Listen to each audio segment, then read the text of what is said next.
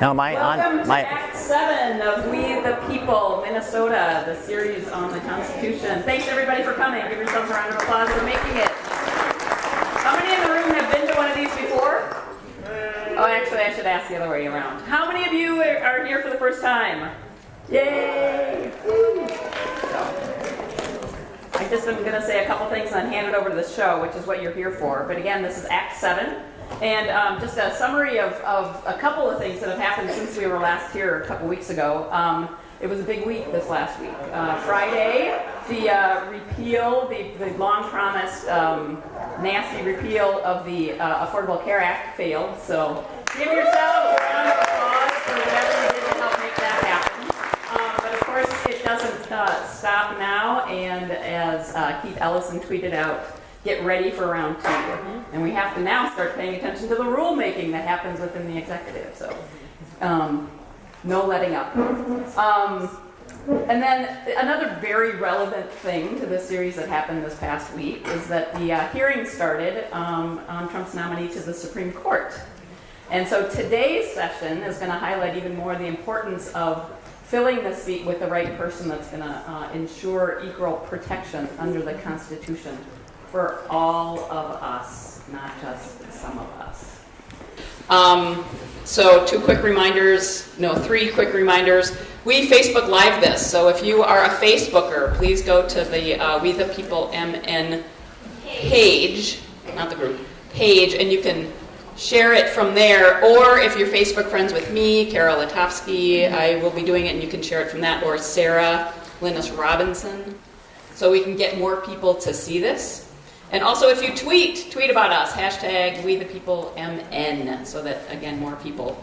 And we have some of our little hashtags around here. The third thing is I just want to make sure people are paying attention to the next events that we have in the series. We have 3 more coming up. One next Sunday, I'm sorry, not next Sunday, the 9th of April. The 23rd of April, and then our final summary / celebration finale of this will be Friday night, April 28th, which will be the 100th day of the Trump administration. So because it's on a Friday, we just want to point it out to people and get that on your calendar. And if you're interested in helping us organize it, again, contact Sarah or I.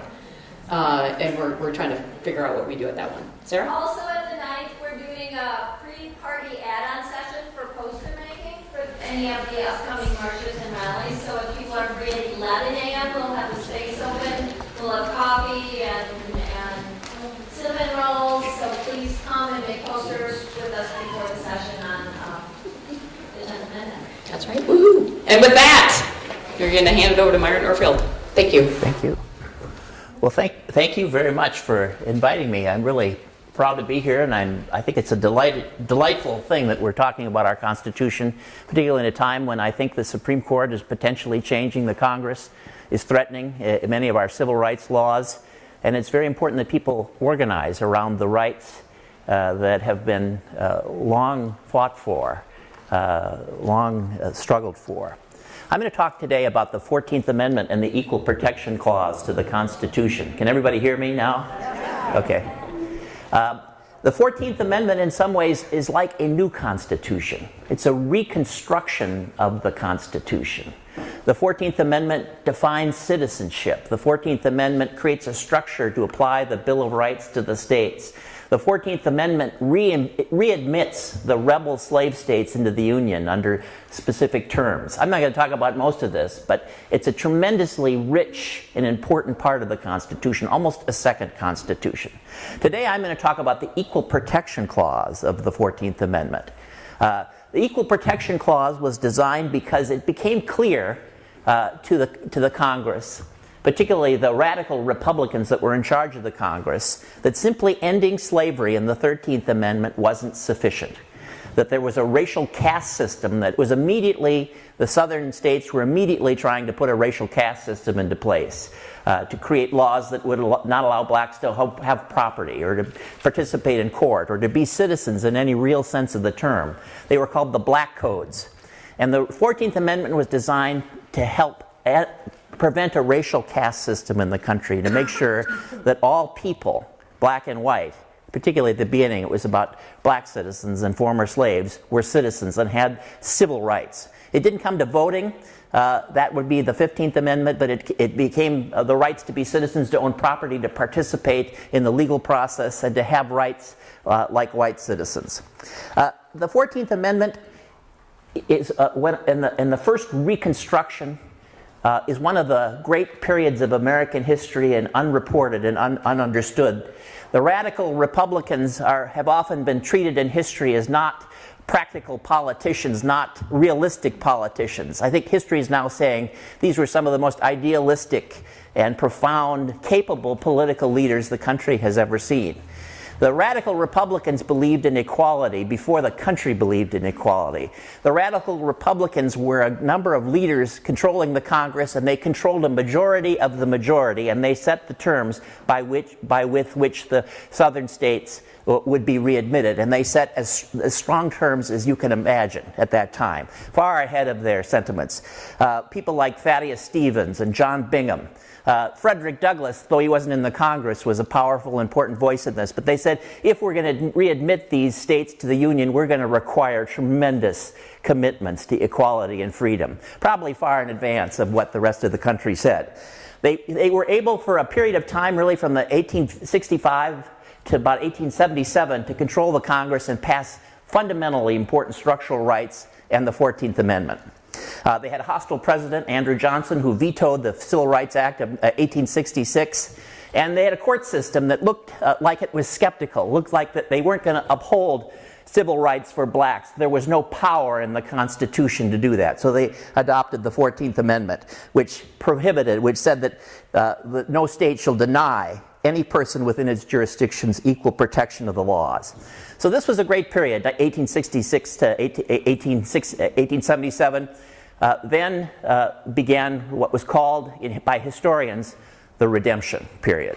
Now, I don't mean to say that redemption is a good thing, and I don't want to talk about the Redemption period as anything that's good. This is what historians call it. But it was a period when the South came back into control of the states. When they came back into control of their congressional delegations, the North withdrew troops from the South, and there was a reaction. There was a backlash. And throughout the 19th century, the late 19th century, the Supreme Court began to undo the powerful tools of the Equal Protection Clause. In the civil rights cases, the Supreme Court held that the Equal Protection Clause only applied to state action, so private discrimination could not be controlled. The radical Republicans wanted to prohibit discrimination in public facilities and in private contracts. So the Supreme Court in the civil rights cases said, no, it only applies to state action. So they, in that big fell swoop, they took a huge amount of power away from the Equal Protection Clause.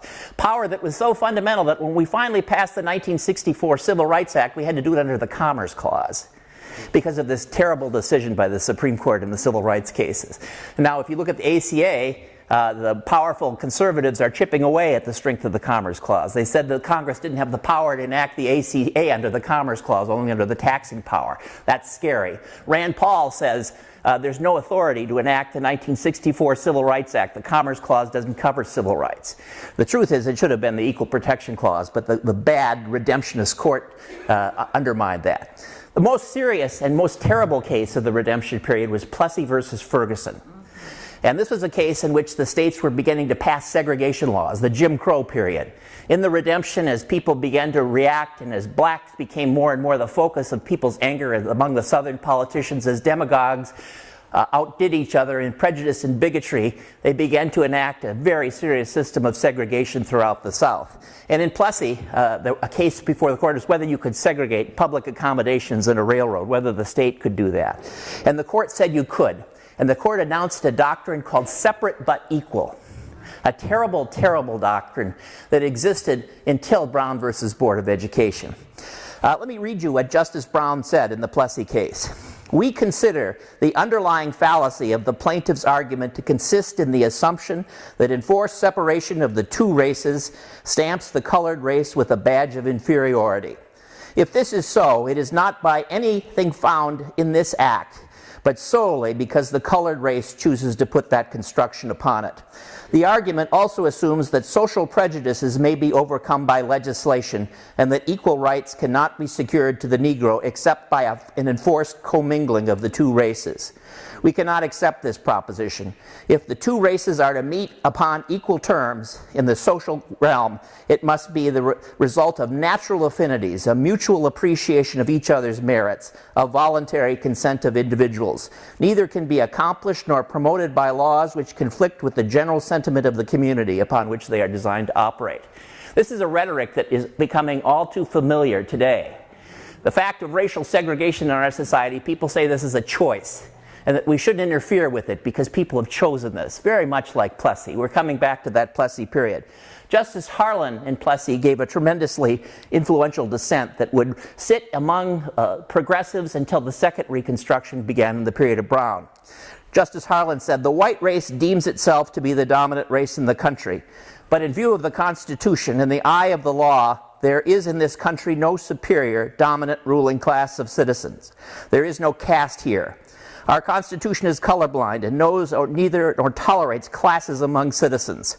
In respect to civil rights, all citizens are equal before the law. The humblest is the peer of the most powerful. The law regards man as man and takes no account of his surroundings or his color when his civil rights, as guaranteed by the supreme law of the land, are involved." So this dissent sat in isolation for 50 years. It gave the fuel to the NAACP, which began to form an effort after 1910 and began a long campaign to overturn Plessy and to return the Equal Protection Clause to its fundamental importance, the fundamental importance that the radical Republicans and the abolitionists created. A second great movement, the abolitionist movement, that led to the radical reconstructions, I think this is one of the great movements in American society toward equality. The second really great movement in American society to inequality began after Brown, with the Southern Christian Leadership Conference and the NAACP and the huge structure to build a social movement to change the law. They began a series of test cases, and it finally resulted in Brown versus Board of Education. And on the question of segregation, Justice Warren said, "In these days, it is doubtful that any child may reasonably be expected to succeed in life if he is denied the opportunity of an education. Such an opportunity, where the state has undertaken to provide it, is a right which must be available to all on equal terms. We come to the question presented: does segregation in children in public schools solely because of their race, even though the physical facilities and other tangible factors may be equal, does that deprive children of the minority group of equal protection of opportunities and equal protection of the law? We believe that it does. We hold that to separate black children from others of similar age and qualifications solely because of their race generates a feeling of inferiority as to their status in the community that may affect their hearts and minds in ways unlikely ever to be undone. We conclude that in the field of public education, the doctrine of separate but equal has no place. Separate educational facilities, separation is inherently unequal. That's the principle of Brown, which is the great beginning of Reconstruction. After that time, Martin Luther King, very shortly after, begins the Montgomery bus boycott and forces Montgomery to make bus facilities equal. It becomes a national figure. Lyndon Johnson, seeking to become president, breaks the Southern filibuster in civil rights for the first time in 75 years and passes the Civil Rights Act in 1957, which isn't meaningful, but it shows the power of the progressives to defeat the filibuster and begin progress. In 1964, there's a huge Birmingham campaign where Martin Luther King mobilizes children going to jail trying to seek equal rights, seeking to enforce the provisions of equal schools, and bringing this movement, like the abolitionists did hundreds of years before, bringing it into the people's social consciousness and forcing action. When President Kennedy is assassinated, the 64 Civil Rights Act is passed under the authority of the Equal Protection Clause. It's a sweeping change that provides content to these guarantees. It forbids segregation in education. It prohibits discrimination in employment. It provides Title VI. Title VI of the 1964 Civil Rights Act says federal funds will be withheld from any program that is a discriminatory activity.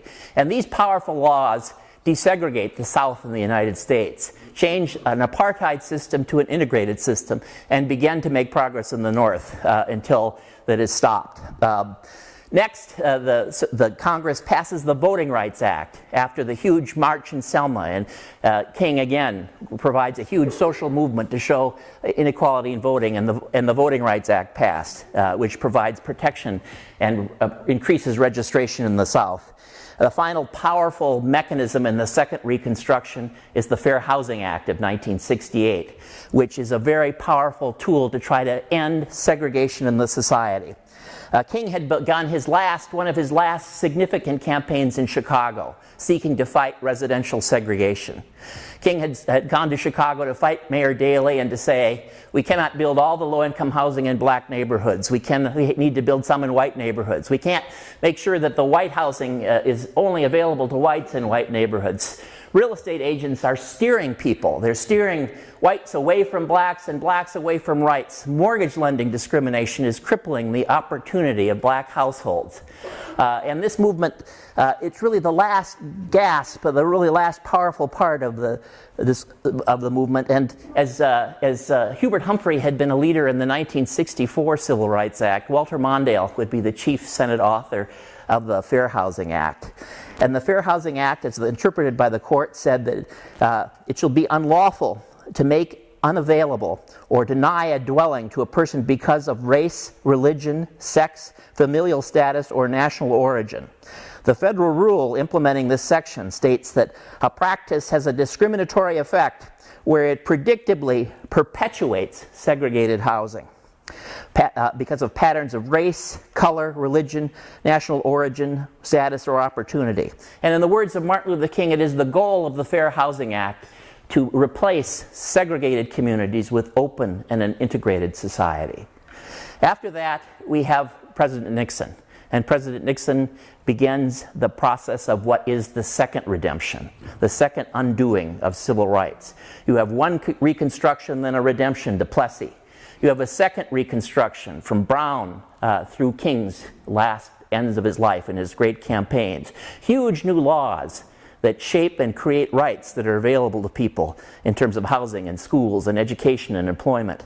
And then you have President Nixon with the rhetoric of law and order, with the rhetoric of freedom, of individual responsibility, with the rhetoric of choice, begins to undo those acts.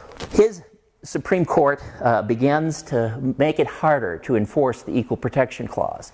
In a case called Washington versus Davis, the court held that you had to prove intentional discrimination to enforce the Equal Protection Clause. So it made it very hard to use those rights unless you could prove that in the heart of people they were discriminating. In Milliken versus Bradley, just as the Supreme Court was beginning to desegregate the North, the Supreme Court said in Milliken that you cannot cross a city-suburban boundary and force a suburb to become involved in an integration plan unless you prove that that suburb intentionally discriminated in such a way as to cause segregation in the city. So it essentially ended desegregation at the border of the city. In Worth versus Selden, the Supreme Court held that a black civil rights organization didn't have standing to challenge a discriminatory housing plan in another suburb. They didn't have sufficient interest in that. And probably most significantly in Bakke, the Supreme Court began to limit the ability to redress the great harms of segregation and slavery. They began to create a framework that would try to eviscerate affirmative action and call almost all civil rights programs that were trying to benefit black and Latino people, people that are protected by the Act, call them illegal. What it did was it applied a form of analysis called strict scrutiny to affirmative measures, to what they called positive discrimination. In equal protection analysis, there are two things that we need to think about. One are suspect classes, people that are particularly protected by the Equal Protection Clause. So at first, the Equal Protection Clause was just about African Americans and former slaves. But over time, the court began to include other groups that were protected by the Equal Protection Clause. In a case called Yick Wo, they said that national origin was protected, religion was protected. These are suspect classes. And therefore, in any of these cases where the government enacts a law that is potentially discriminatory, it has to be looked at with strict scrutiny. And it means that when you enact a law that has a disparate impact on these protected classes, that it's presumptively questionable.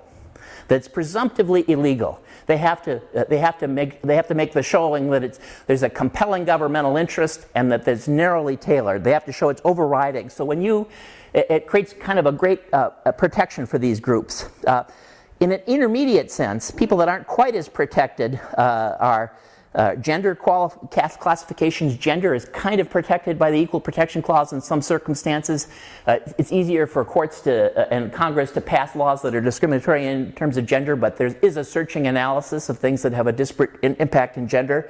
And illegitimacy. These are called quasi-suspect classes. So in these cases, if you're dealing with a quasi-suspect class or a suspect class, these special people, it means the law is presumptively bad. The burden is on the lawmaker. Now what Bakke did was it turned that framework around, and it says that if you're doing anything about race, whether it's discriminatory or whether it's redemptive, whether you're trying to do something positive, it's presumptively invalid. And so the Supreme Court started to say things like affirmative action, very greatly narrow affirmative action. There are strong forces in the society to say that any effort to integrate our neighborhoods and schools is illegal affirmative action because it's a racial remedy that hurts white people. I've often worked with school districts that are trying to integrate, and people bring lawsuits to stop integration plans, and they say the effort of this school district to integrate itself is illegal discrimination against whites. And more and more, as you see this Bakke framework, it reverses civil rights. It turns the logic of equal protection in on itself. It's kind of a hard concept to think about, but what the court has been doing very cleverly with Bakke and since then is trying to turn these concepts that Brown announced and equal protection announced, and trying to use them to overturn things that are trying to redress these balances. The Equal Protection Clause also protects fundamental rights, and these are rights the court has said that are the right to travel, the right to marry, the right to vote, privacy rights, the right to parent one's children. These are all rights, fundamental rights, that are protected by equal protection of the laws. These are also under attack. The second Reconstruction after Brown and after created a great deal of inequality. During the second Reconstruction, we saw the achievement gaps between black and whites diminish at the fastest period in their history. We saw a rise in opportunity among all parts of America. We saw an increased racial understanding. As the great redemption, the second redemption has come, we've seen the progress undone. Year by year, decade by decade. The schools today in America are now more segregated than they were at the time of the passage of the 1964 Civil Rights Act. The achievement gap that exists in Minneapolis, now the largest in the country, did not exist when the schools were integrated. There was an achievement gap, but it wasn't nearly what it was now. It wasn't the greatest in the country.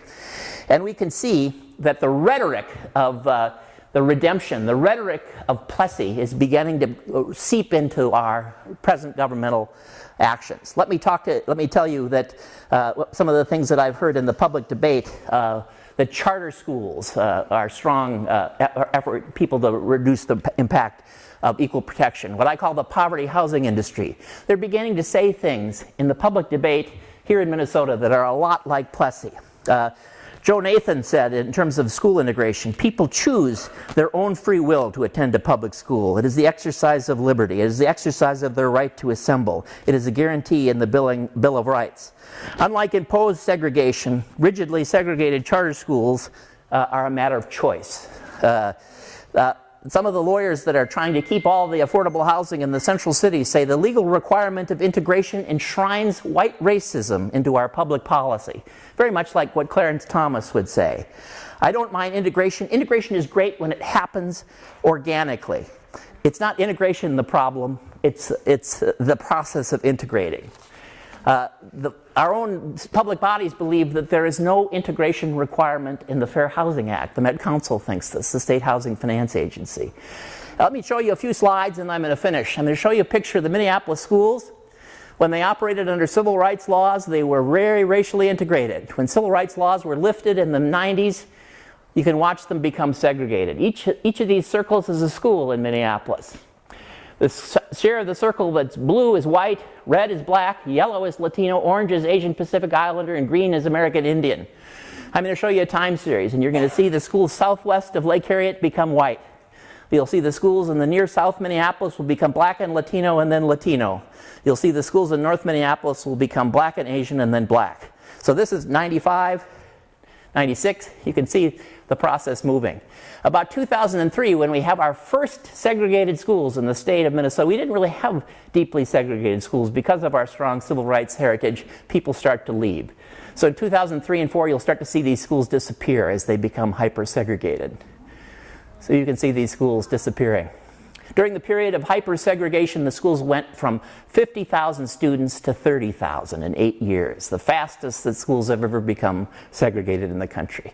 And you can see at the end of the period, look at the schools south of the lake are almost all white, and the schools in the middle are Latino and black, and the schools in North Minneapolis are black. Free lunch. The same schools that lost their white population became poor, and the schools that became all white had few poor children. You can see in the northern suburbs of Osseo, the same thing was happening. The inner part of Osseo was becoming all non-white and poor. Boundary decisions were made that allowed these schools to become more and more segregated, and over time this problem persisted into the suburbs. You can see the eastern part of Osseo is non-white, the western is white. Dozens of boundary decisions and discriminatory actions created this. This is free lunch in Osseo, and you can see the same pattern. This is a map that shows segregated schools. The red part of this contour in Minneapolis and St. Paul are schools that are predominantly white. The light blue layer is schools that are integrated. This is 95. This is 2000. This is 2005. This is 2010, 2014. And you can see most of the schools in Minneapolis have become predominantly non-white. In the poorest parts of Richfield and East Bloomington, in Osseo, you see this segregation, a wicked segregation growing. We've gone from 0 segregated schools in 1990 to 101 last year. Our racial counterparts in Portland, Oregon, where they don't have this kind of civil rights interpretation, Portland, Oregon has 2, Seattle has 25, with 1 million more people. If we were enforcing the law, if we were believing in civil rights, if we were not accepting the rhetoric of the other side, we wouldn't see these patterns happening.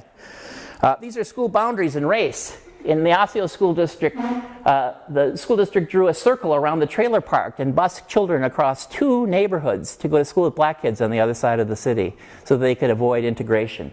They also drew 2 white neighborhoods together that skipped over a housing development that was diverse. This is illegal under the federal law, but because we say in Minnesota there is no compelling interest in integration, because integration must occur naturally, this was found not to be a violation of the law. By the State Board of Education, by the State Department of Education. We have open enrollment patterns which allow children, particularly white children, to avoid racial settings and have accelerated the patterns of inequality. Practices which once we found to have violated the Equal Protection Clause. This is the arising of charter schools, which are exempt from civil rights law in Minnesota, the only state in the country that does this. Charter schools have become predominantly segregated. In this map, you see the red schools are all black, the yellow are Latino, the orange are Asian, the green are Asian Pacific Islander. And you can see, particularly in St. Paul, you see all white schools next to all black, next to all Latino charter schools. And the charter schools say, we aren't covered by the law, this is a matter of choice.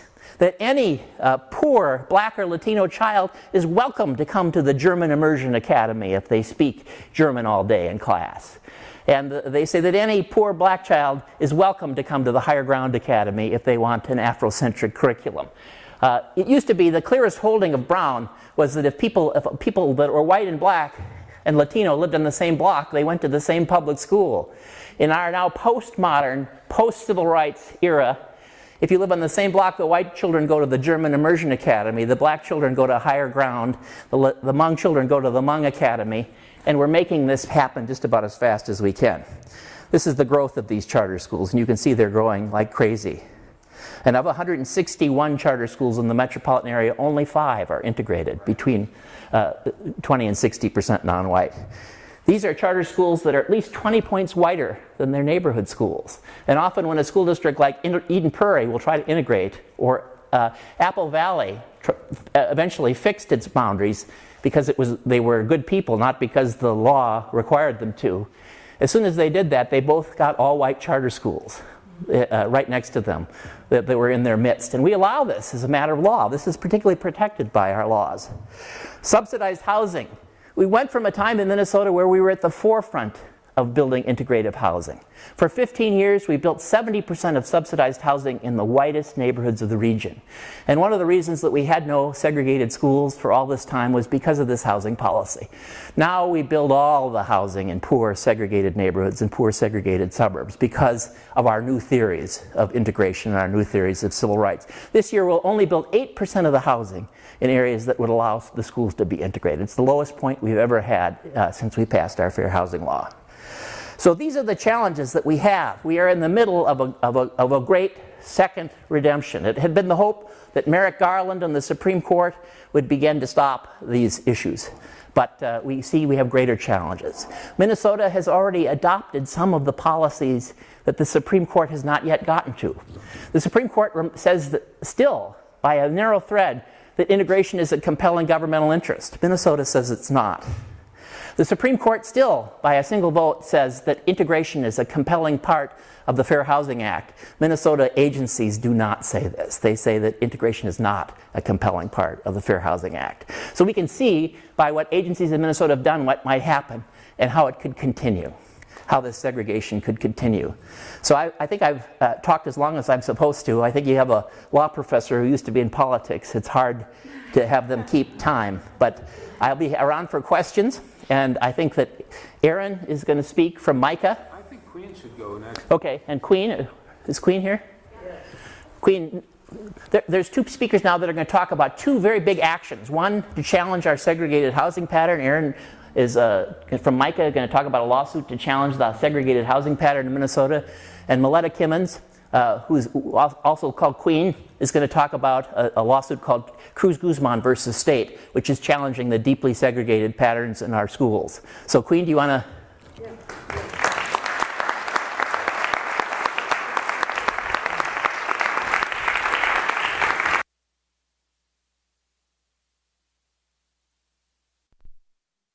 Before I get started, I promised, okay, I'll speak into the mic, thank you. I promised Alana Penny that I would have her come out here and wave. Come on out here, Alana. Come on. Step forward. Okay, not too much, okay. The reason why I do this is because of young ladies like Alana, right? Yep. Let me tell you a little bit about One Family, One Community. I started One Family, One Community in 2006, and it was right after I got out of prison, and I felt like that I wasn't conscious. I didn't know exactly what I should be working on. I didn't know exactly what I should be doing. And I started traveling around from state to state, and I finally went out to New Jersey, and there were a group of men that were living in vacant homes, and they were trying to start a nonprofit organization. And I had this look on my face like, but you live in a vacant house, and you're gonna start a program? And that was, to me, that was very grassroots, as organic as it possibly could be.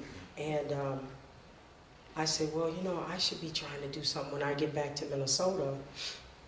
And so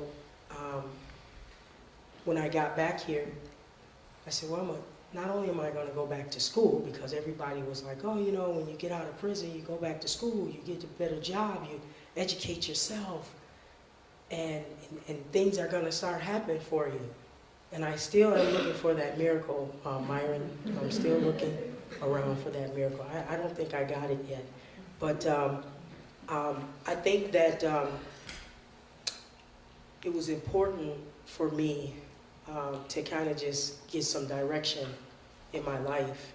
And I'm so very thankful to One Family, One Community, because it has really given me some hope.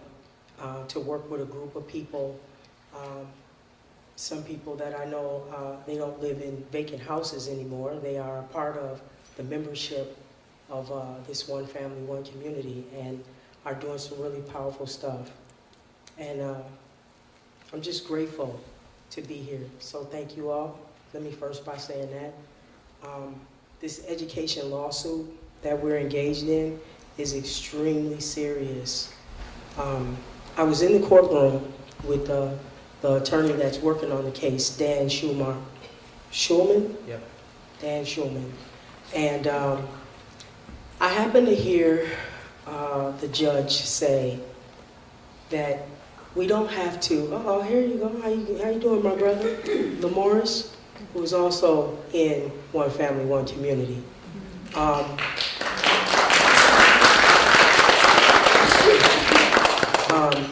You can come sit anywhere, bro.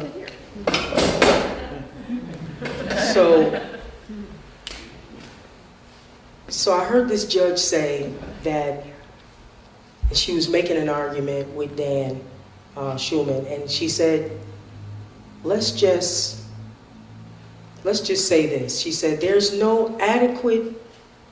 word that clearly defines that the state has to adequately, the adjective, adequately educate, let's just say why we're here, Black children. And when I heard that, it kind of made me sad. Because you mean to tell me all you have to provide is an infrastructure?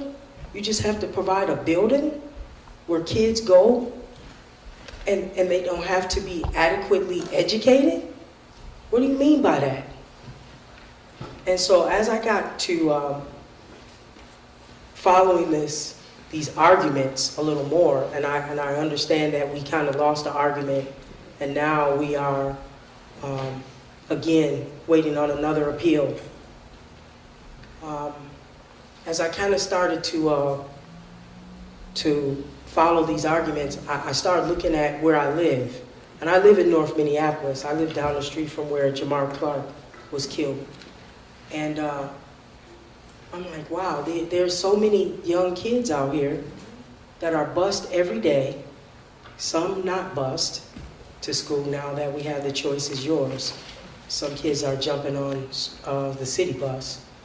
But I'm like, so all these kids are just supposed to what? Just be the pipeline to prison? I remember talking to one of the kids on my block, and the kid said that his mom said, in a minute, you're not gonna have to take that uniform off, because that uniform is the same uniform that Target has. The khaki pants and the polo shirt. And if you look at that system that's been designed against us, that's not going to never be for us. It just speaks volumes about this lawsuit to me, because we got little kids that aren't going to be adequately educated. And I think that if you don't know how to read, write, and express yourself, to us, that's the essentials. That's the essentials that we need to make it in this world. And it's really hard to imagine young people not having any direction and not being touched by some of these big organizations, let alone these grassroots organizations. And the argument is compelling within itself. Again, we lost one part of it, and we are now at the battle again. And with this administration that's coming, that says that there will be a voucher program. And if people aren't able to afford a voucher, then that puts us back again. What else?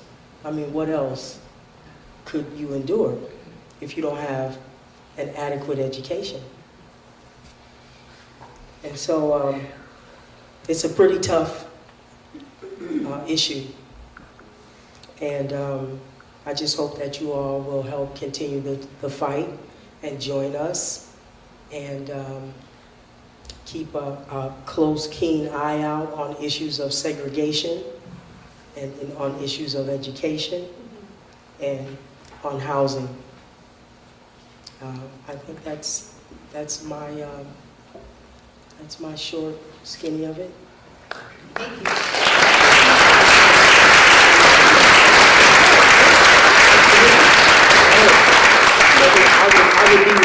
I would be remiss without saying that you can reach us at onefamilyoncommunity.wordpress.com. That is our website. You can also make contributions today if you'd like to help us with the fights that we constantly have with this whole piece of education and housing. You can reach me on Facebook by the number 1 Family One Community. We are a 501c3, so if you need a tax write-off letter, we'd be more than happy to assist you in that. All right? And I have some cards and I have some brochures or flyers in the back. Okay? All right. Thank you so much, Myra.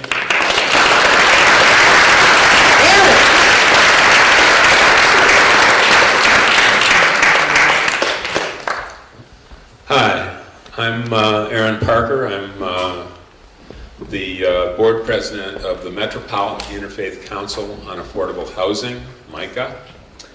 And I represent, the MICA is made up of individuals and congregations. I represent the Adath Yeshurun in Minnetonka. Okay. Do I still use this? Or? Yeah, both of them. This is for the tape. Okay. Okay. Excuse me. It's the obligatory technical moment. So.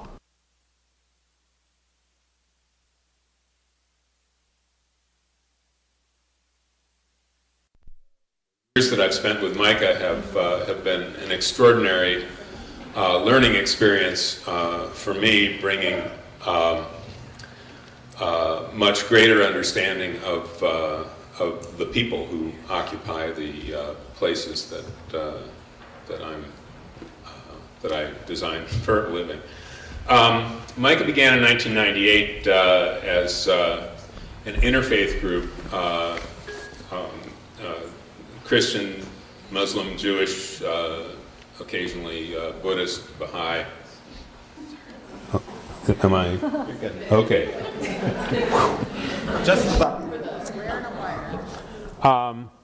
Hold the mic up. Oh, like that? Jeez, okay. Unaccustomed as I am to public speaking. Our mission is to ensure, without exception, decent, safe, accessible, affordable housing to all people in the metro area. And we do that. We don't provide direct services the way a lot of other agencies do.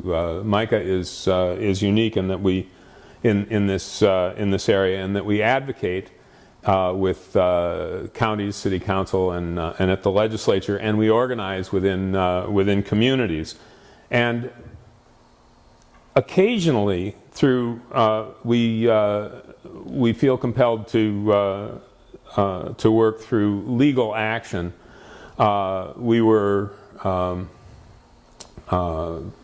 the folks who signed on to clear Sumner Field so that it could be developed as Heritage Park, working with a coalition of people.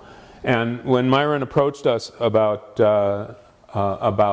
filing this HUD complaint, we worked with him for 2 years to bring this to a place where we felt it was something that we really wanted to bring forward. Just to sort of give you an example, the Met Council is responsible for ensuring that that there's access to affordable housing throughout the metro area, and one of the ways they do that is not necessarily through that cities sign on to provide X amount of affordable housing over the 10-year period within their comp plan. So, for instance, Edina said, well, we'll sign up for, what, 77 affordable units over 10 years, I think? Something less than 100. Brooklyn Center was required that same session to provide over 1,400 units, which we thought was really sort of compounding problems of concentrations of poverty that have the attendant results that come along with that. And so we brought this to HUD, and HUD found favor with the complaint. I should say the complaint was against the Minnesota Housing Finance Agency, the Met Council, and the cities of Minneapolis and St. Paul. Minneapolis and St. Paul have signed voluntary compliance agreements to put this complaint in abeyance, so that they have a chance to actually respond and comply.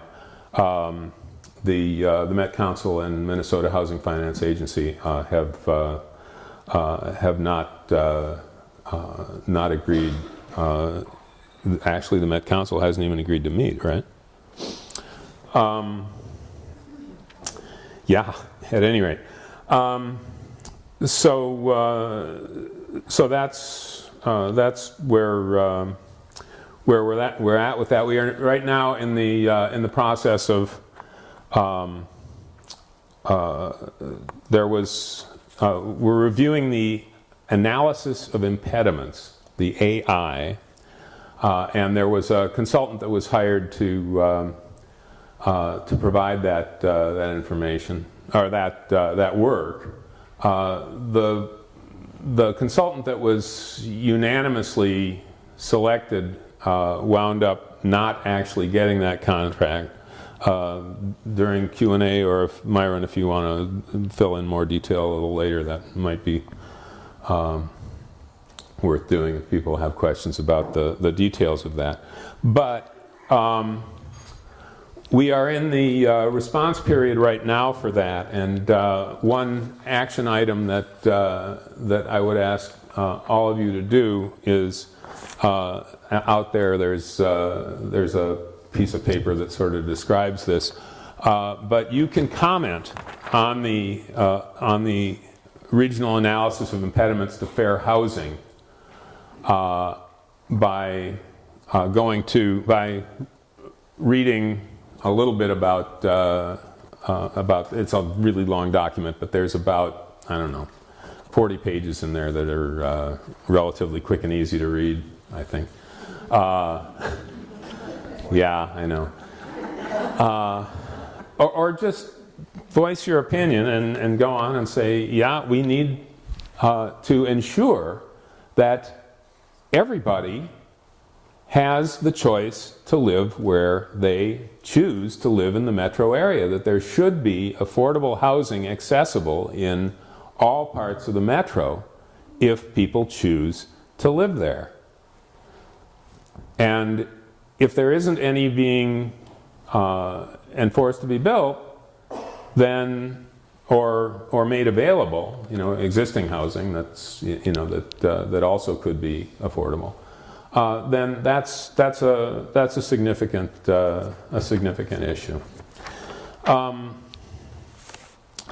of the other things that came out of this HUD complaint is it got Representative Ellison's attention, and he got people from HUD, including Secretary Castro, to show up here and actually have listening sessions and listen to this. And I know Queen from from work that we've done together, and that's been a real education for me to meet people through MICA that I would never have crossed paths with before. But showing up for this listening session, I got in line to get up and speak, and there were a bunch of people in front of me, and they were all talking. And when it got to me, I kind of got up and I said, I'd like to thank you for convening this, because I have to tell you the stories that I heard from the people who showed up to talk about their personal stories, the way Queen did, were so compelling that I did not want to take more time and to really hear what they had to say. So I should probably take this stuff off. But I would invite you to join us, to join MICA, to participate in what we're doing, to show up at the chapter level or at MICA in general. Go to mica.org and find out what we're up to. And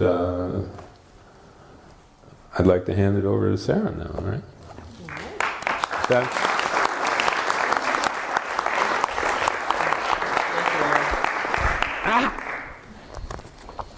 We'll wait while Aaron disentangles. Boy, it's a good thing you're here, because Okay. it is. How do I get this off? I'm trying, but I can't do it. Okay. Perfect. As usual, Matthew Fellner saves the day.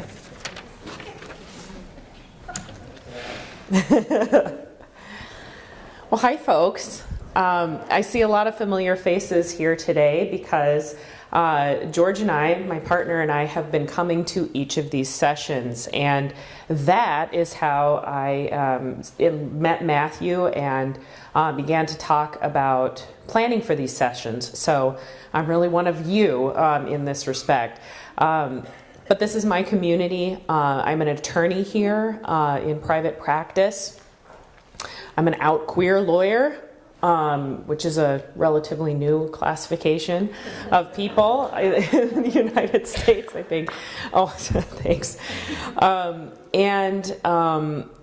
married to someone who the law recognizes as my same-sex partner, someone who is not the same race as me.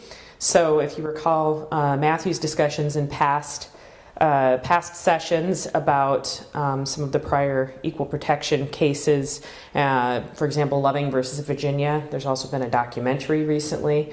Actually, I think it was a feature film about Loving versus Virginia and how interracial marriage became recognized as a fundamental right. So I was thinking as I was preparing today about just how illegal George and my marriage would have been in certain places in the 60s. Certainly, I'm very sorry. Oh gosh, Sarah Van Norman. And I want to thank the folks who have gone before. I don't know if folks heard that Myron is a extremely prominent constitutional scholar and activist on housing desegregation, as you've seen, and a number of other things. So I'm truly honored to be able to speak here today. I am not a constitutional scholar. I'm an attorney. I don't practice in this area particularly, but do have occasion sometimes to work on equal protection issues, and have spoken before about this particular corner of equal protection issues relating to LGBTQ rights. The biggest one we think about in modern times, as you would expect, is Obergefell. That's the 2015 case where the Supreme Court recognized that same-sex marriage is legal. It's legal in all 50 states. The way that the Supreme Court did that gives some of us pause.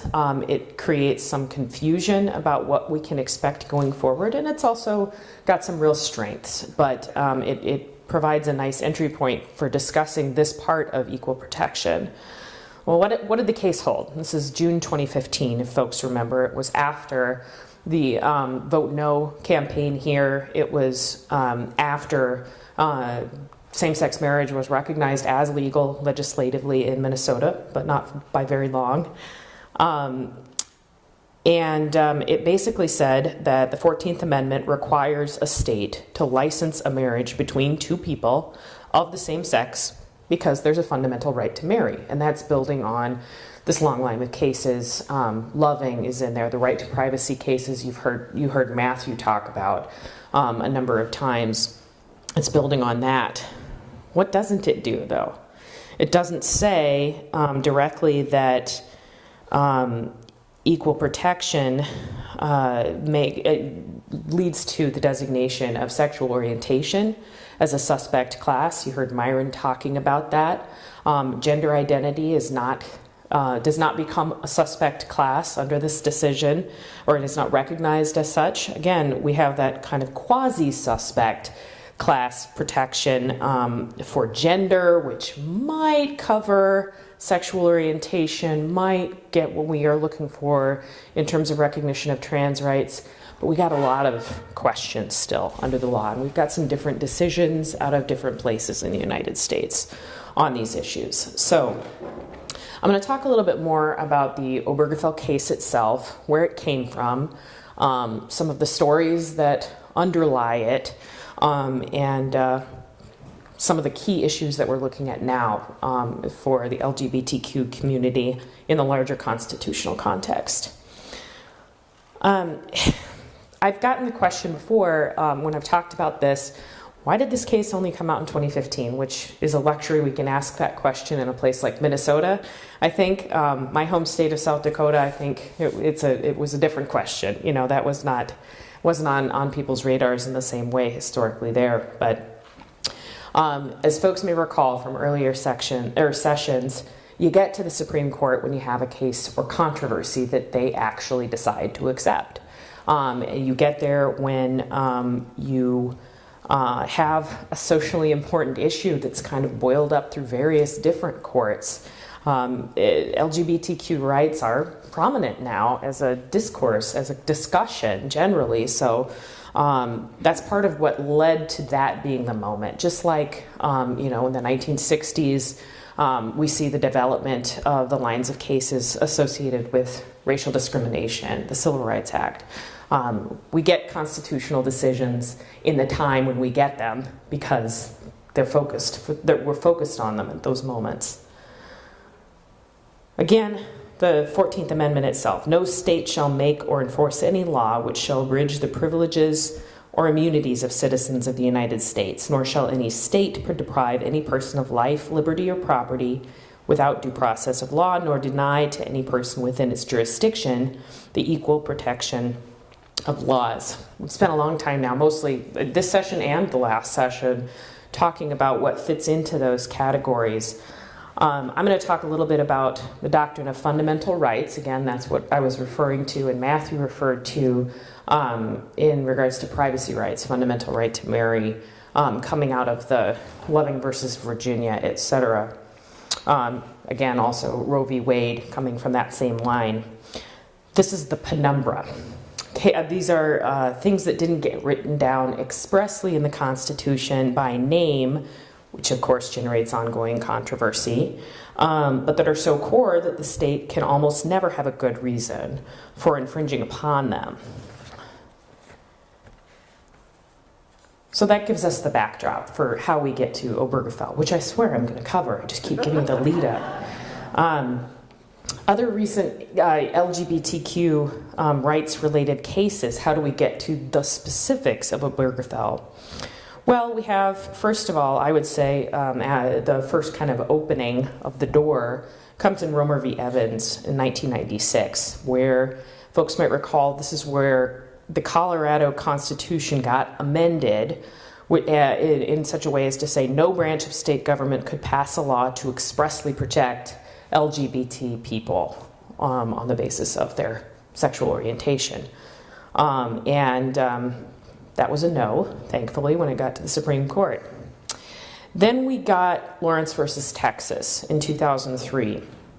That is the first Supreme Court case, and it was interesting in that it came not that many years after a prior case by the Supreme Court saying that these kinds of laws were just fine.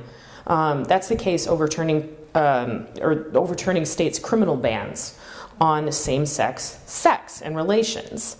You can't criminalize what consenting adults do in their own homes.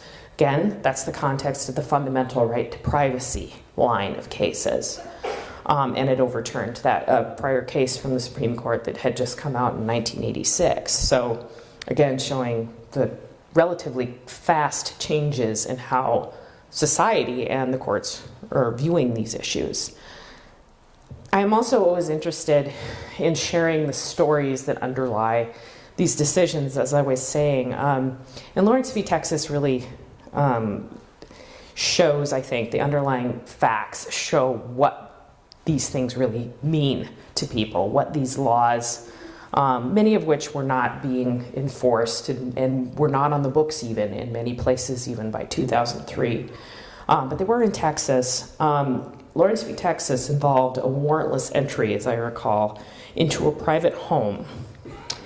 Totally pretextual, and there were two consenting adult men, not out to their families, who were deciding to be in a relationship with each other. So that's how invidious this is and was. That's what led to the decision and the change that means a lot to people in my community. Then we come to 2012, U.S. v. Windsor. This is Edie and Thea. I don't know if folks know who they are, but there is a great documentary about Edie and Thea. They're a beautiful couple who had been together for 40, 50 years and living in New York. And Thea died in 2009. Thea and Edie had been married before that in Canada, and where their marriage was legal. When Thea died, she left her whole estate to her spouse. Her spouse then sought to claim the federal estate tax exemption as a surviving spouse, and you can see where this is going. She was barred from doing so under DOMA, the Defense of Marriage Act, which provided that the term spouse under federal law could only apply to marriages between a man and a woman. The IRS correspondingly found the exemption didn't apply to same-sex marriages, denied Windsor's claim, that's Edie, and compelled her to pay a really vast amount in estate taxes. The Supreme Court overturned. So that's what gets us part of the way there. Then we get to Obergefell. And like I said, it's rooted in the fundamental right to marry. Some of us would really like to see that be a broader recognition of protections for gender identity, sexual orientation, etc., as an equal protection matter. But we just don't have that clarity. Some of the people who were involved and who led to that case going up, some of the couples' stories are just as compelling to me and are echoed throughout the community. Many people have these stories. For example, James Obergefell and John Arthur, the lead plaintiffs, they'd been together for 21 years. In 2011, John was diagnosed with ALS. They were married in Maryland shortly before he died, where their marriage was legal. James couldn't be put on the death certificate as John's spouse because they were then living in Ohio, which didn't recognize the marriage. Other couples had adopted children and both parents couldn't be recognized as the legal parents. Other folks were in the Army and had to be moved and transferred, and their marriage wasn't recognized where they were serving. There's case after case, or example after example, just in that one case of what happened and what it meant. And there's so many people. How many people in this room are married? You know what it means. You know the recognition that it means. And I feel blessed living in this community, in this state, because I very rarely am made to feel like I don't belong, or my relationship doesn't matter or is less than. Okay, so next frontier. We're hearing everything about the anti-transgender bathroom bills. We've got one pending in our legislature right now. It's no surprise. It's been introduced a couple of times. I'm glad to say that it's gone nowhere. Right now, there's not even a companion Senate bill for what is called House File 41. This is the Student Physical Privacy Act. It is idling in committee. I have no expectation that it will become law here, but when these bills are pending in a place, when they are debated, it means that my friends and family are being debated. Their existence, their needs, their selves, what they need, and that they are dangerous, that they are predators, that they're faking.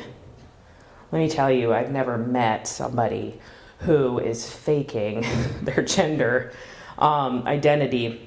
It's a matter of life and death to be able to be out of the closet and be yourself, whatever closet we're talking about. Anyway, keep an eye on it. You want to know what's happening with it? Outfront Minnesota has information. You want to know about how to support trans people in this community generally? I suggest taking a look at the Minnesota Trans Health Coalition website, 501c3 nonprofit, essential services for especially impoverished trans youth in our community there.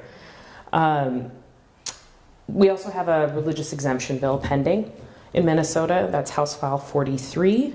Again, same model bill you're seeing a lot of other places right now. You're seeing the presentation that you can have, genuine belief that somebody else's fill in the blank identity is wrong, that they are somehow unacceptable, and you can deny them services. Anybody, company, private, whatever, individual can deny services to anybody else. This is not just the baker who doesn't want to bake a wedding cake for a same-sex couple, it's everyone. I believe it's pure invidious discrimination, entirely unconstitutional. I do think we'll have the kinds of cases that will confirm that. We just don't have them to speak of yet. I'm not aware of anything else really floating up yet. The first case in this line that we're seeing actually go up to the Supreme Court is Gavin Grimm's case. Are folks familiar with Gavin? Gavin is now 17, and he lives in the Eastern District of Virginia. That's the federal circuit, and has been, he's a young man who just wants to go to the bathroom. After a backlash from with the school board where he lives, a separate but equal accommodation was made so that he could have his own bathroom, his own unisex space, separate from everyone else, visibly separate, to go to the bathroom because he's trans. Gavin is a very brave young man and is working with the ACLU, who has brought his case forward and has, along with a lot of other people in coalition with him, stood up, and his case has been bouncing around a bit. The Supreme Court sent it back to the Fourth Circuit because, and that's the, as you'll recall, the highest circuit court in that area before you get to the Supreme Court, because we know Jeff Sessions rescinded the Title IX guidance that said under Obama that you have to recognize in public educational settings the right of transgender students and others to use the restroom that corresponds with their gender identity. And so because the case rested upon that guidance, although, of course, we have the equal protection arguments there, independent of that guidance that existed under Title IX,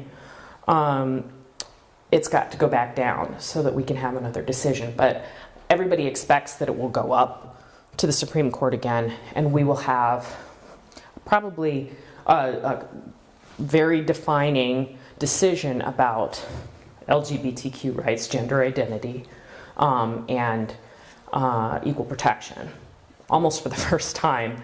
And so we're watching it very closely. Again, the ACLU is involved, has a lot of information about that case and about this wave of anti-trans bathroom bills and religious exemption bills that are out there right now. That's a key area in the jurisprudence and equal protection right now. And I hope that folks will take some time to see what's going on and support folks like Gavin. So that's all I got. Thanks.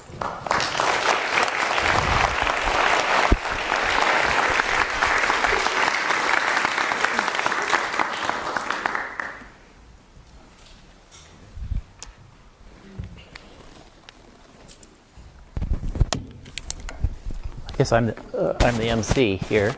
Are there this is the time for questions, right? Okay. For any of the speakers, I think. Let me clip this on. Yeah. I'll pass around the microphone. Or maybe I should just keep holding this. Yeah. If you can stay on that, we can pass Okay, mics. okay. Or... All right. There's somebody over there. Over there. And everybody that's talked, stick around here so I can pass the mic to you. Hi, I have a question about some of the religious exemption bills. I know you were talking about the, and so the Gavin's case is one of the first kind of in this line of cases. And I'm just wondering, so you're talking about Gavin's case is very specific to the trans bathroom issue, and I know the religious exemption is tangential to that. So I'm wondering, have there been cases that are specifically following that line of law? Not that have gone up to the same level as Gavin's case has. I mean, that's really the forefront now. In truth, the religious exemption cases, that's going to be resolved, I think, probably on slightly different grounds, because there is such a long, strong tradition about freedom of religion, freedom of speech, and how those things interact. I mean, Myron, you probably can speak a little bit more coherently than I can about some of that issue. Well, part of it is, there's been a Title VI letter, a Dear Colleague letter, that the Trump administration is withdrawing. And one of the most powerful ways to enforce civil rights is to withdraw federal funds from entities that are discriminating under Title VI. And so, to the extent the government is paying for, a violative act, it's not only violating the 1964 Civil Rights Act, as construed by the Justice Department. It used to be Eric Holder, now it's Jeff Sessions. But it also is that whether the government is going to create an establishment of religion and whether the government is supporting a religious establishment. The Title VI grounds are more powerful, and it all depends on what we decide. You have statute, you have the Equal Protection Clause, that's first and foremost. Then you have statutory framework that implements equal protection. Then you have rules that are established under the statute, and you have guidance from the Justice Department. And what we're talking about is guidance from the Justice Department.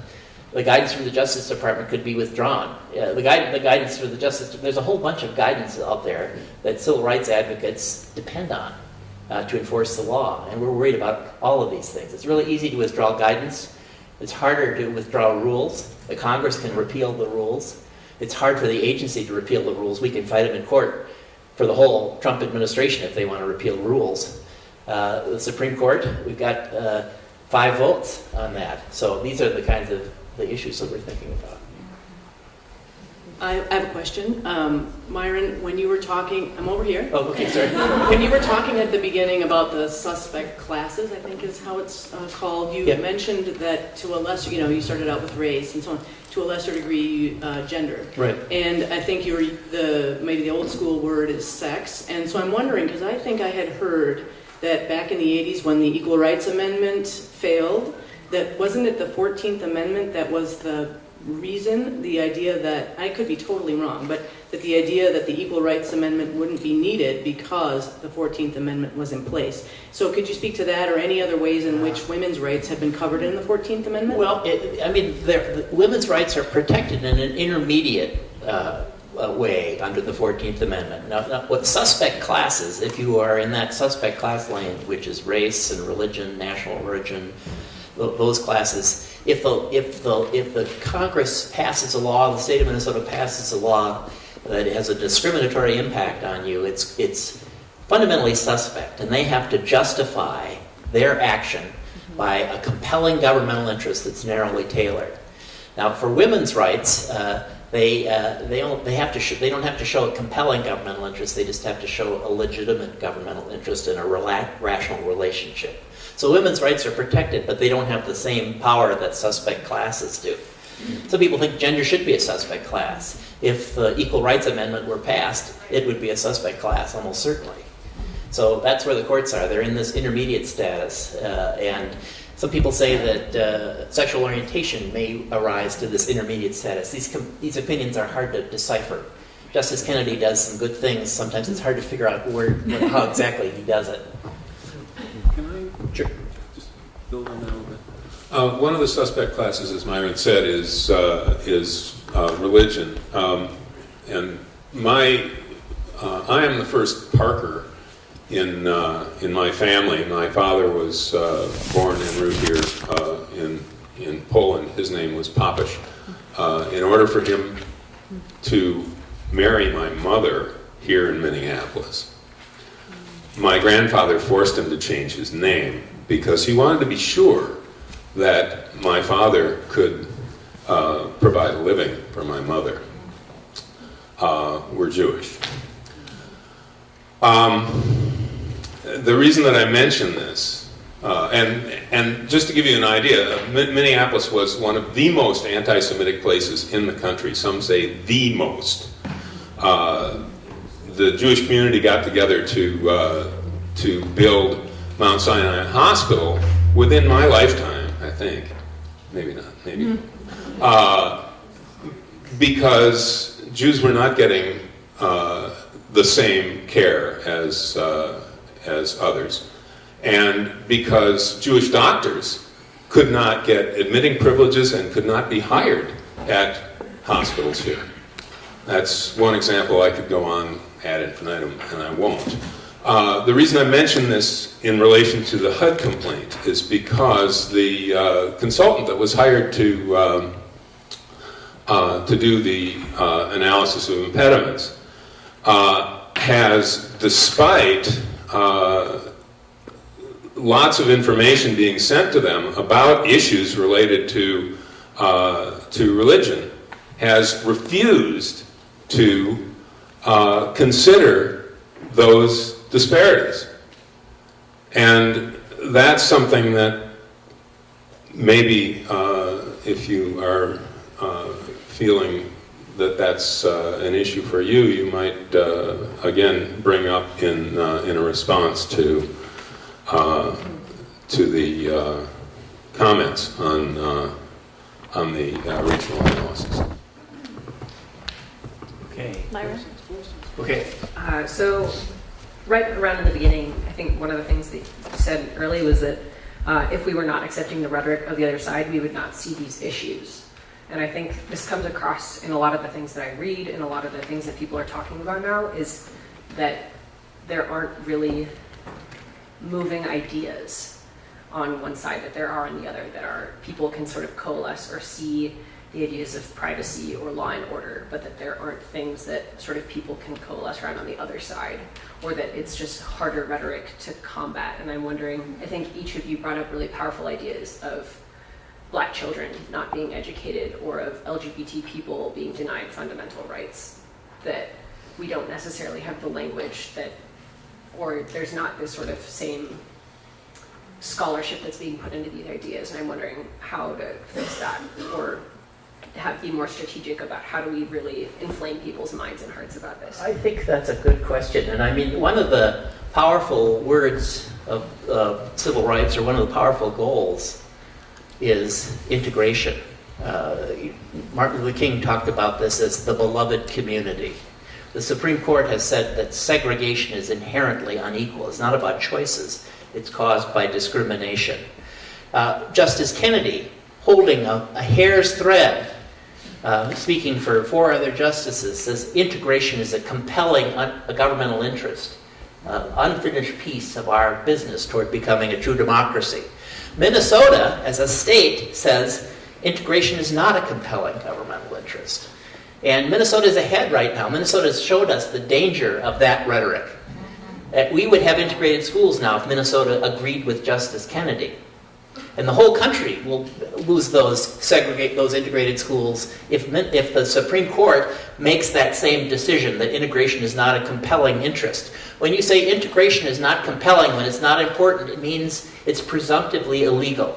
Anything that you do that involves race is presumptively illegal unless there's a compelling governmental interest. That's the magic word. The Supreme Court now says, if anyone wants to integrate their schools, God bless them. This is a good thing. Minnesota says, opinion of the Attorney General, don't be careful about integrating your schools because you're probably going to be discriminating against whites, and you better be careful.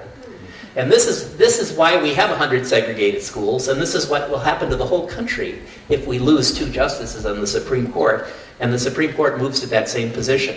So integration, it's the idea that's really Brown is about integration. It says it's fundamental that people should choose that we live in one society, that we live in a beloved community where people can move across boundaries and know each other. What we're afraid of is that they're going to say, Minnesota has said, and what the Supreme Court may say is, segregation is a natural thing. People have chosen this. The fact that a black family that earns $165,000 a year is less likely to qualify for a prime loan than a white family that earns $40,000, that's irrelevant. We've chosen this. The fact that black families are steered, that's irrelevant. The fact that we gerrymander school boundaries all the time, that's irrelevant because people have chosen to be separate. Brown says people haven't chosen to be separate. That integration is a natural, important part of our democracy. Minnesota now says it isn't. The Supreme Court will say that. 4 justices say that. And they'll come close. I want to add something. Sure. I have a question for Queen behind you. Could you give us just a... It might help. Could you just give us more background and information on the case you were referring to about adequate education and what's going on with that, how we can follow it and maybe Kuzma? advocate? Right. Okay. Yeah, don't know anything about that case and not seeing it in the paper. That's interesting that we're not seeing it in the paper. And it's more interesting that we don't have other agencies like the NAACP.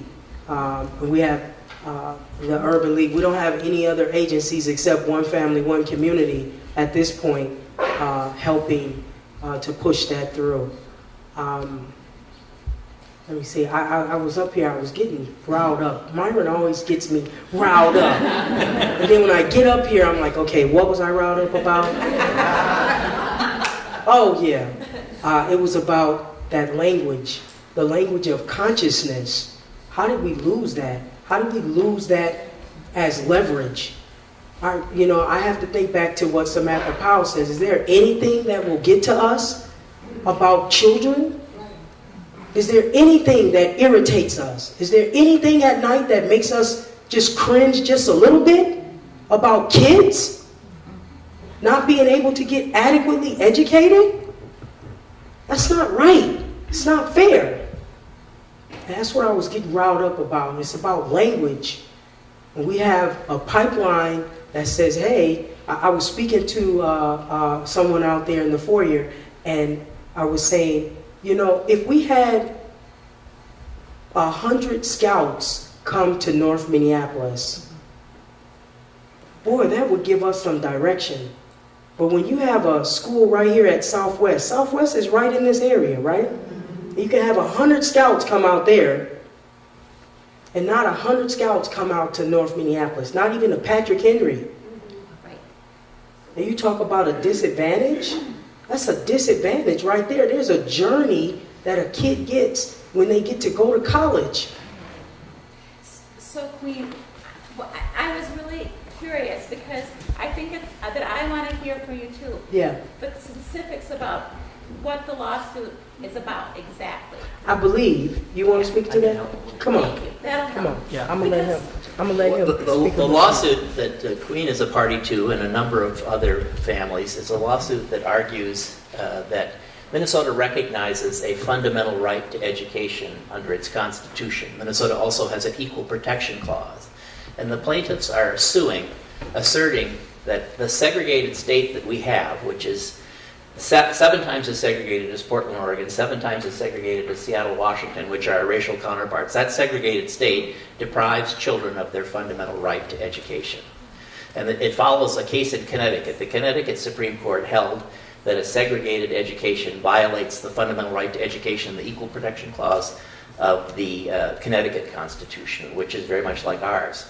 The case right now has gone, it was certified, they found, survived a motion to dismiss in district court. It went up to the Court of Appeals last week. The Court of Appeals threw it out because it wasn't justiciable, it said.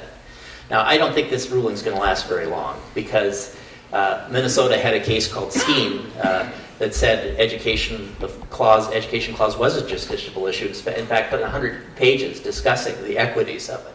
So I think they're going to be back in court pretty soon. But the law is a complicated thing.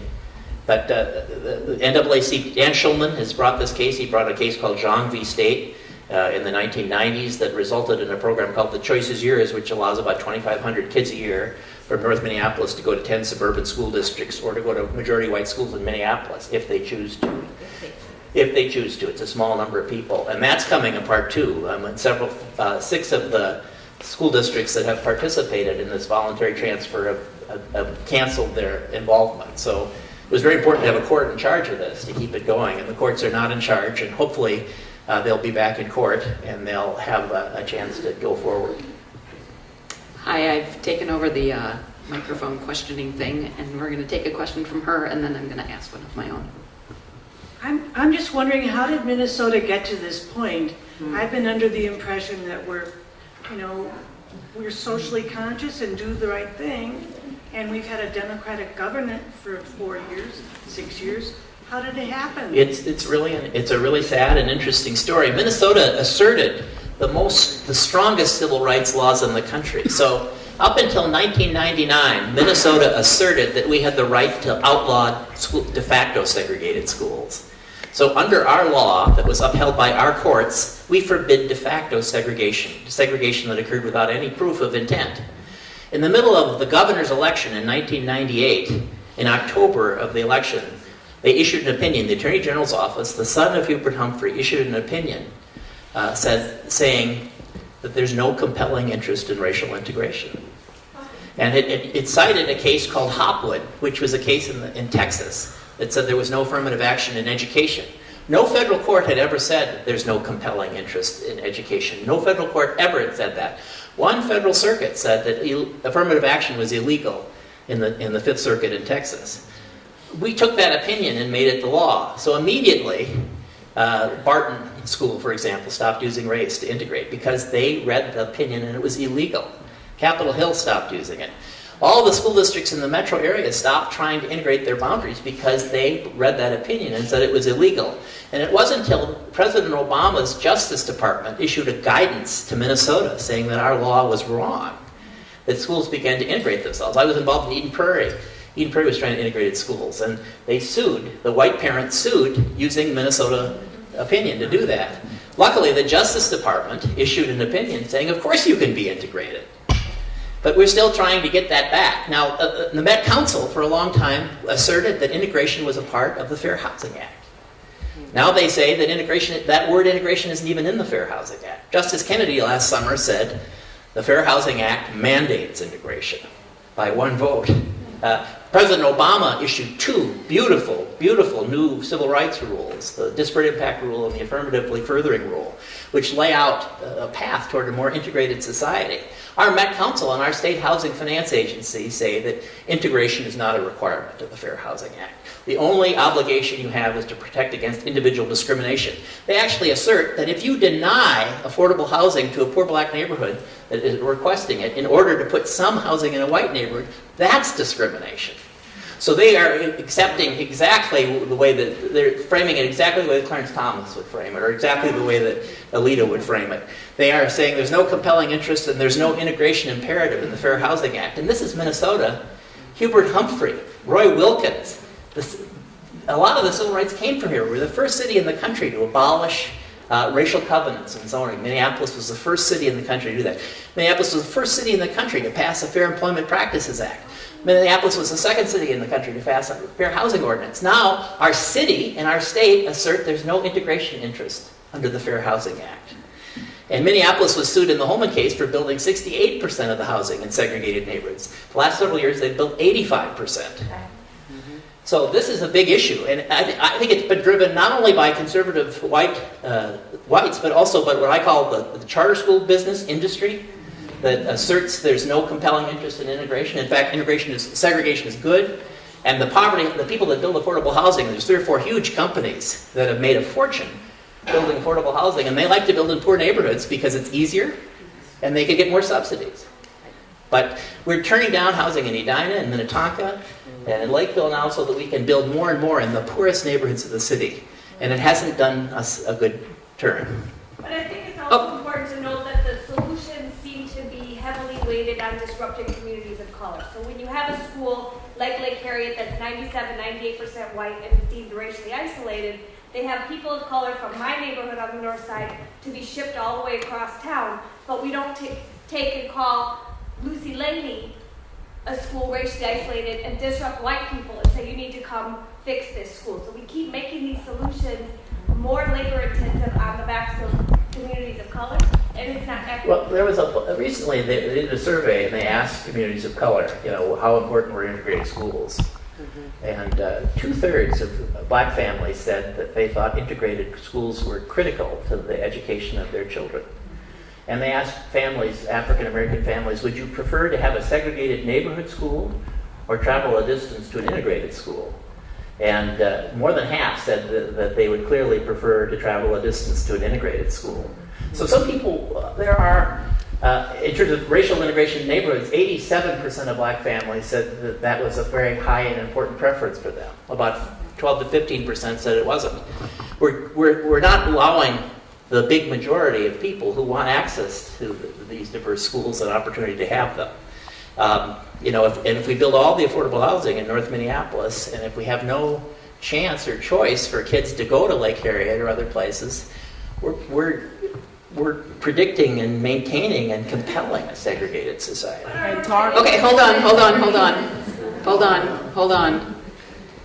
I want to step in a little bit, not because I'm on the Met Council, I don't really want to get into that right now, but as part of this We the People series, we have traditionally asked people to do actions.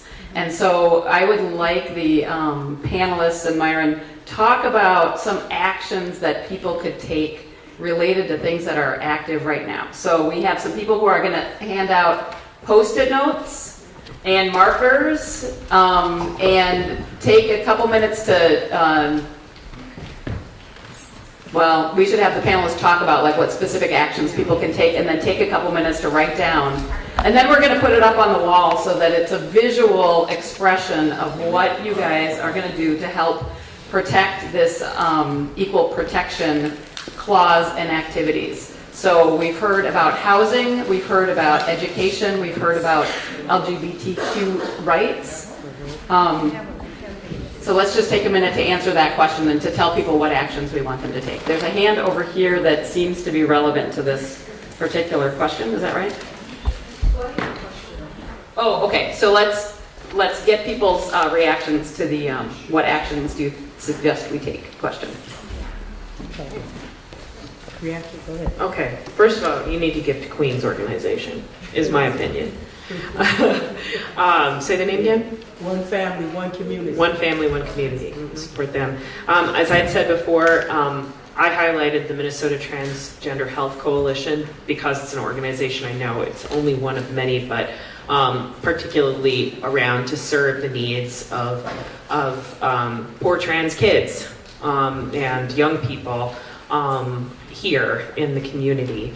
And you can also consider following, as I mentioned, the two bills, the particularly notable bills that are pending right now in the House. They're not going to get passed again, but very visible opposition is meaningful. Contact your legislators and tell them that you oppose them and want to hear them. Your representatives oppose them too.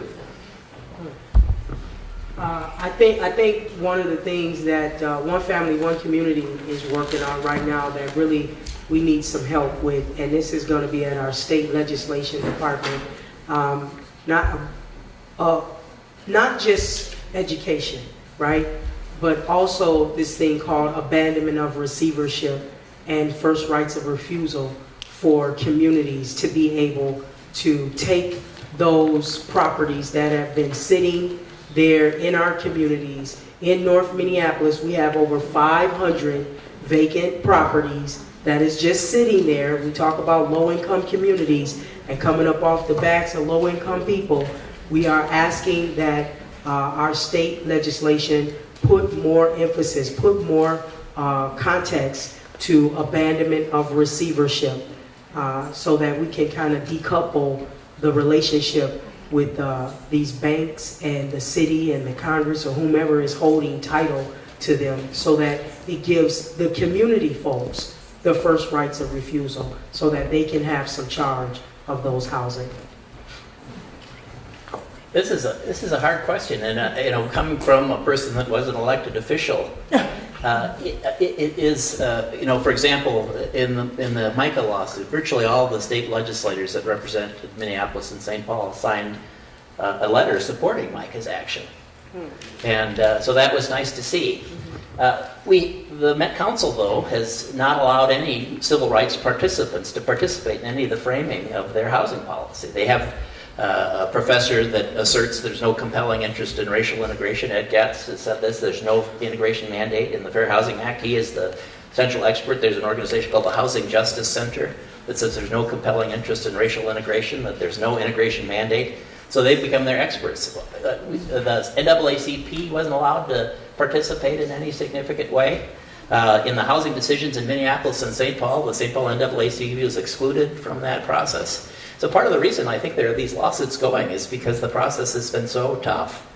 The Attorney General is fighting these lawsuits in court. The Attorney General, it took a year and a half of litigation just to get data on the racial occupancy of the housing. The Minnesota Housing Finance Agency said they didn't have any duty to provide the data on the people that were living in the subsidized housing, even though the federal law, the 1964 Act, requires it. It took 2 years of challenging even to get the data. So I don't think these actions of litigation that these people started were light. I think you have powerful interest groups. There are big, huge developers. There's Brighton and Sherman and Sand and Dominion, and they like to build segregated housing, and they contribute to politics. And you have the Family Housing Fund, which is, again, they don't believe integration is a compelling governmental interest. They've been around for 25 years as an official government agency, using all their emphasis and leverage as a quasi-government agency to emphasize only segregated placement of affordable housing. So these are tough issues, and I think it's important.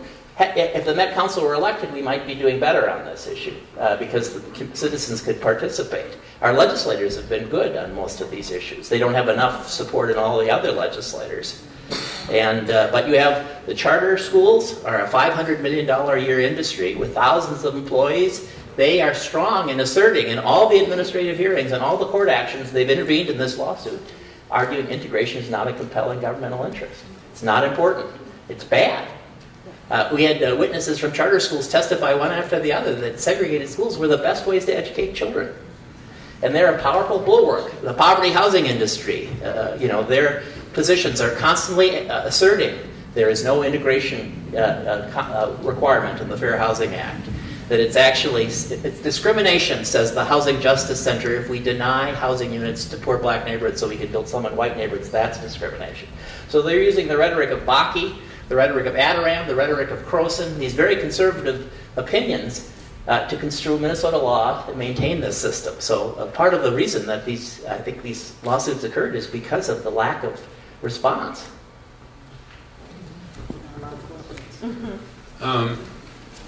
One of Myron's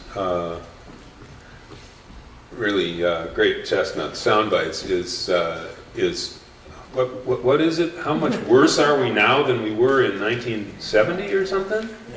What can you just, in your words? Well, we didn't have a single segregated school in the Twin Cities until 1991. Now we have 100 that are schools that are more than 90% non-white and poor. Portland, Oregon, which has the same percentage of black and Latino people, has 2. Seattle, Washington, which has the same percentage of black and Latino people, has 25. And if we didn't have these laws in place, we'd probably be somewhere in between Portland and Seattle. So that's taken place over the last, 20 years? Yeah.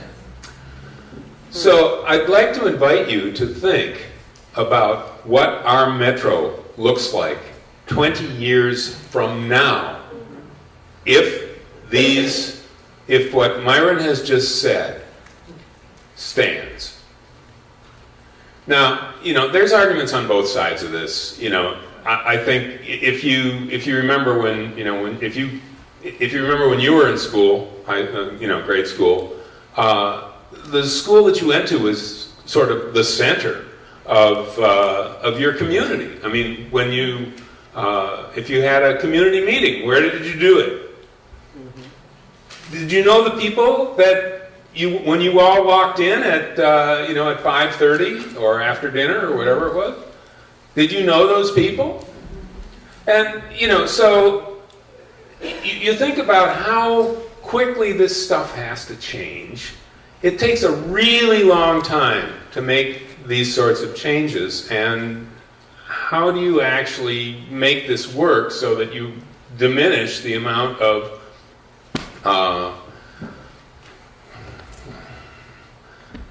American carnage that that comes from that? Huh? I'm sorry, I just jumped into my head. What do you mean?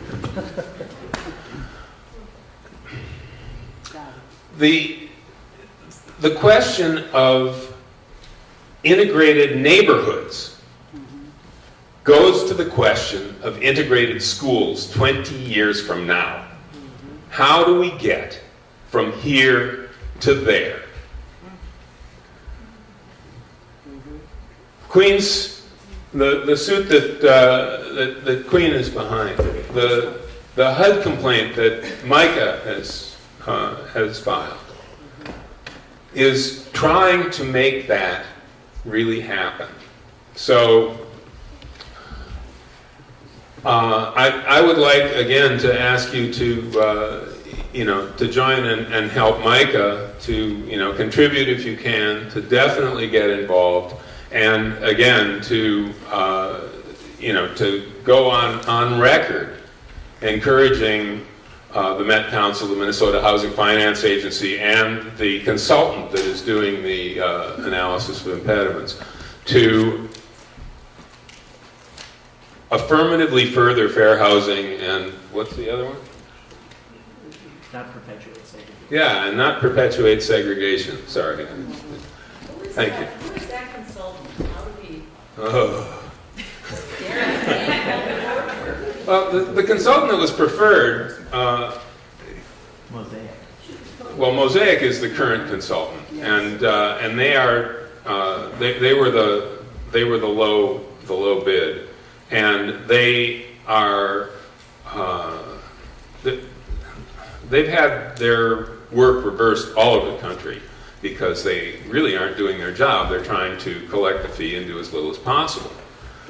frankly, and which is, I think, the real reason why they wouldn't even consider religious discrimination as part of their charge, because, gee, that's, more work for us. So, is it okay to say this in public? One of the things that would be, to the extent you can talk to the city, the two central cities chose a consultant named Mosaic. Mosaic was, the city is responsible now for a new fair housing plan that's going to be at the centerpiece of the Metro Fair Housing Plan.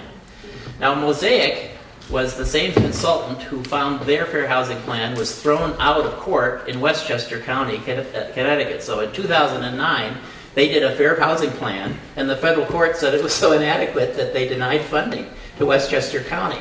So these are the people we've hired to do our fair housing plan. It's nothing. I mean, it says everything's fine. If you read the city of Minneapolis's response to the MICA complaint, they essentially assert that the segregated condition of Minneapolis is what everybody wants. It's a good thing. And that we should continue to build all this housing in these poor neighborhoods because that's where it's needed. Now, there is housing needs in those areas, but if you build all of it in the poorest neighborhoods, there's never going to be any choice. So, Myron, there's at least 4 more questions, Sure. and we have to wrap up in about 5 minutes, folks. So, quick questions. Yep, I have a very simple question. I get it that the affordable housing is key to the integrated schools, but I was really under the misconception until today that the school choice really provided a way out. Obviously, you have to provide transportation, but are you aware of there being systematic discrimination when a family of color comes to Edina or Eden Prairie or Minnetonka and says, I would like to do open enrollment in your school? Well, one of the things, these are hard to prove, the discrimination, but for example, the Minnetonka School District is a school district that 25% of its enrollment is from open enrollment. And it is entire... It's from, it's almost, Hopkins loses hundreds and hundreds of kids to Minnetonka, they're all white. Eden Prairie, once it integrated its schools, loses about 200 kids to Minnetonka who are all white. Osseo loses 100 and so kids to Minnetonka, and they're all white. And one of the questions I always had is, why aren't any black people choosing to use this open enrollment system to Minnetonka, which is the second highest rated school district in the state? Minnetonka is also the only one of the 10 western suburban districts that won't accept kids from the Choice is Yours lawsuit. So Hopkins will accept them, Edina will accept them. All the other ones, except Minnetonka, won't accept a single kid. They're happy to accept 25% of their enrollment from the surrounding racially diverse districts and take their money, but they won't accept a single African American child from Minneapolis, even though that African American child comes with $2,500 even more money than their state enrollment because of the lawsuit, and even though the state would pay for the bus service. So, I mean, this is a question, there's an idea about proving discrimination, a question of disparate impact. Now, disparate impact is not available by a private plaintiff to enforce under the Title VI or the Equal Protection Clause. There's a terrible case called Sandoval. But the government could assert a disparate impact. The state of Minnesota, if it cared, if it believed integration was a compelling governmental interest, could bring a disparate impact claim if it wanted to. Question over here. Actually, a comment. I'd like to make a case for the language we use. Like this one. Not very good at that. I'd like to make a case for the language we use when we're talking about these issues. The other side uses the language of liberty and freedom to argue basically for systematically denying the liberty and freedom of other people. The liberty of LGBTQ people to live the lives that they want, the liberty of a young child in a poor neighborhood to get a decent education so that they can grow up and have full expression of their liberties as an American. That's really being denied to people. And because the right claims those terms, and we let them claim those claims, we don't fight for what those mean for average people, we're kind of denying ourselves a really powerful, emotional, very American argument for our causes.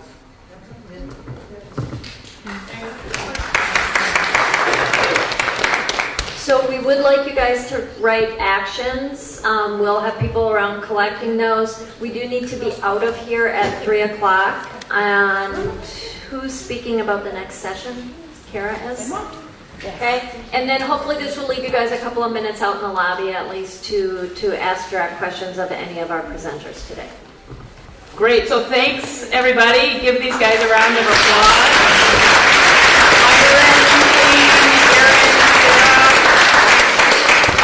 And like Sarah said, if you guys want to hang around and take questions, it seems like there's a lot and people might really appreciate that. So I also want to give a shout out to Solomon's Porch for letting us use this space.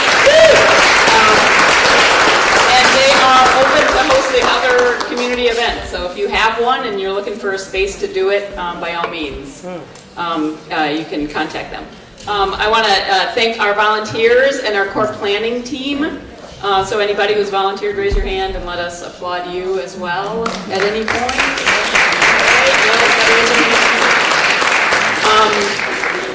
And again, typically we have the person who is going to be hosting and emceeing the next session talk about it, but he's out of town. So the next session is going to be in 2 weeks on April 9th, Sunday, April 9th, and the topic is federalism and states' rights.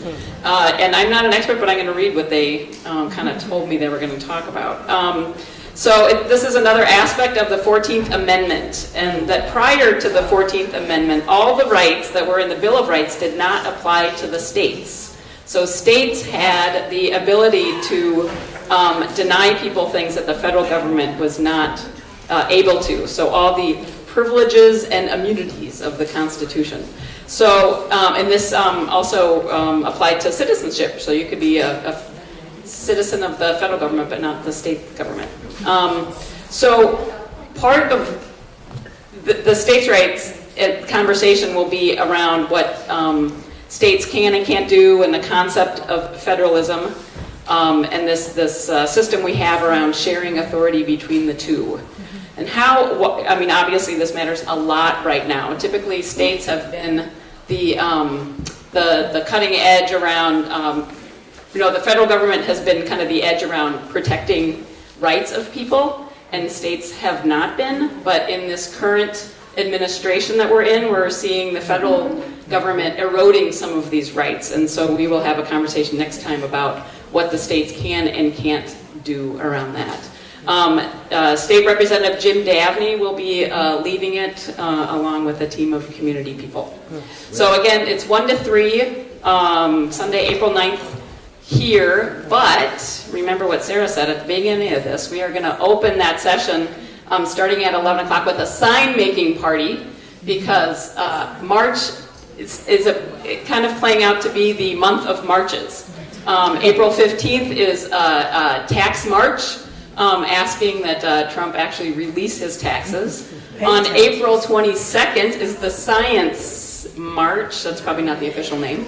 And then April 29th will be the People's Climate Action March. And this is on top of all the other things that are happening at the state legislature and other jurisdictions. So there's plenty of opportunities to make a cool sign.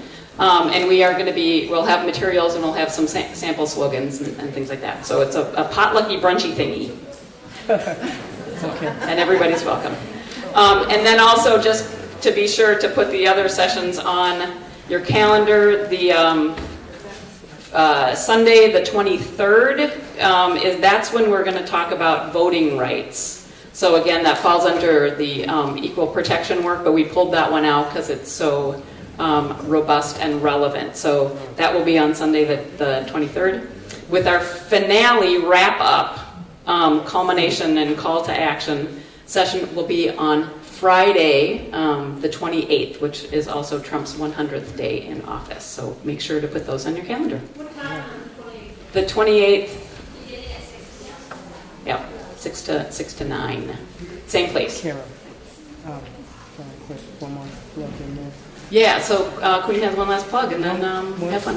One last plug. Every Sunday at 12 noon, we are meeting in Bryn Mawr at 400 Penn Avenue at Uptown Plumbing. And we hope to see others there. It would be nice if you all could join us. If you can't be here, you can come over there and help us put us a nice agenda together, and we can start taking some more actions on the street. Thank you, everybody. Thank you, Maya. Thank you.